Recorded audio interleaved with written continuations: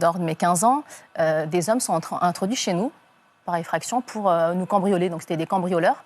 Alors moi, j'ai réalisé que, parce que moi, je dormais profondément. Donc, et comme mon frère, on dormait d'un autre sommeil. Moi, j'étais réveillée en pleine nuit par un oreiller sur ma tête en train d'essayer de m'étouffer. Donc, alors moi, au début, je suis sortie comme ça de mon sommeil. Je ne comprends pas vraiment ce qui se passe parce que je pensais à l'époque, à ce moment-là, que c'était un cauchemar ou que j'étais en train de faire un mauvais rêve et que je me réveillais. Après nous avoir attaché donc, les jambes pour qu'on ne s'enfuit pas, les poignets aussi, j'étais immobilisée dans mon lit. Ils ont fait la même chose aussi à mon frère. Donc, et là, à ce moment-là, je pensais à rien d'autre que de ne pas bouger parce que j'avais vraiment peur, en fait, qu'ils me tuent. Ouais.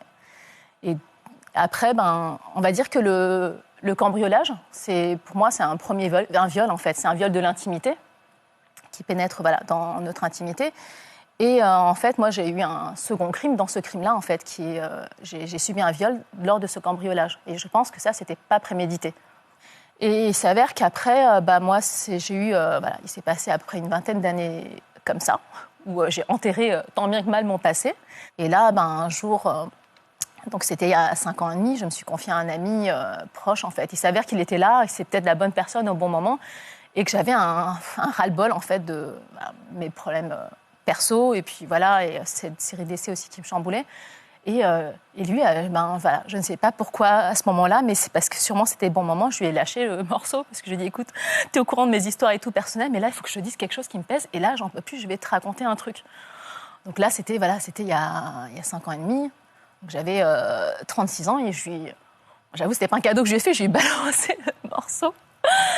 Et en fait, moi, je m'attendais à ce qu'il ait pitié de moi, ou qu'il me dise, oh, ma pauvre et tout.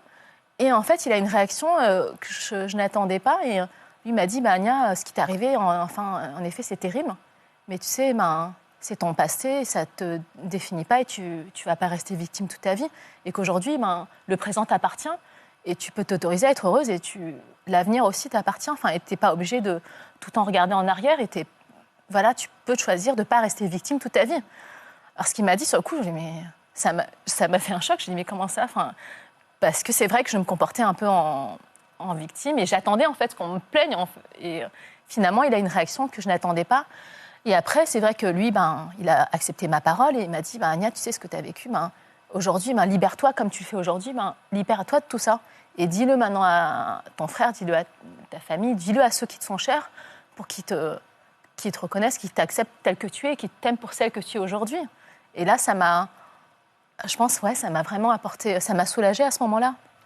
Et je me suis dit, mais tiens, il ne remet pas en question mon histoire, il me croit et il m'encourage en fait à me libérer. C'est vrai que ce jour-là, ça m'a tellement soulagée de libérer un fardeau comme ça que j'avais gardé.